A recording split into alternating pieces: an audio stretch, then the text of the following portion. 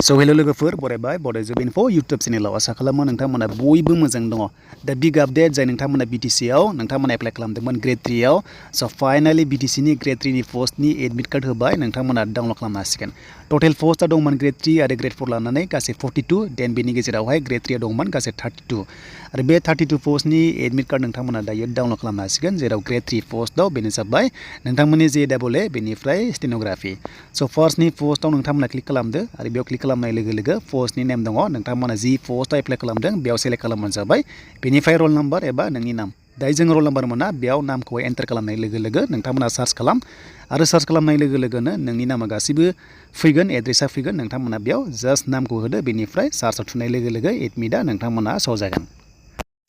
दा बेयाव फैबायनाय नोंथांमोना नुनो मोनदों बेयाव नोंनि पोस्टनि नाम थाबाय बेनिफ्राय रोल नम्बर थाबाय नोंनि नाम थाबाय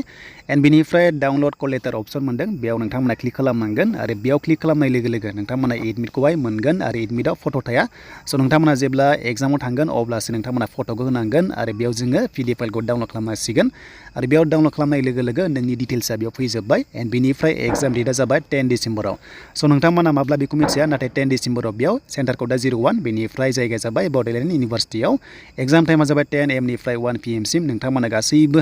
डिटेल्सखौ नायना लाबानो जाबाय एग्जामनि 45 सिगां नोंथांमोना सहैथारनांगोन नोंथांमोननि रिपर्टिं टाइमावहाय बेनिफ्राय जेनेरेल नलेज दङ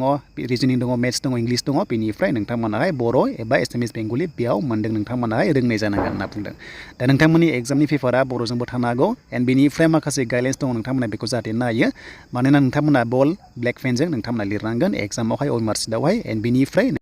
दा बेयाव माखासे गाइडलाइन्स दङ नोंथांमोना बेखौ नायदो आरो बे पोस्टआ जाबाय JAA बेनिफ्राय स्टेनोग्राफि ग्रेड 4 नि फैथ'वाखै बाइबा टेस्टनि बागै आरो जेब्ला फैगोन नोंथांमोना बड' जब इनफो YouTube चेनेलाव मोनगोन दा बे भिडिअखौ हानाय एसेबां शेयार खालाम मानोना फार्स्ट टाइम नोंथांमोना एग्जाम होनो थांगासिनो दङ बेखायनो अल दा बेस्ट बयनिसिमबो रेगुलार पस्टनि थाखाय आसा खालाम नोंथांमोना भिडिअखौ हानाय एसेबां शेयार खालामगोन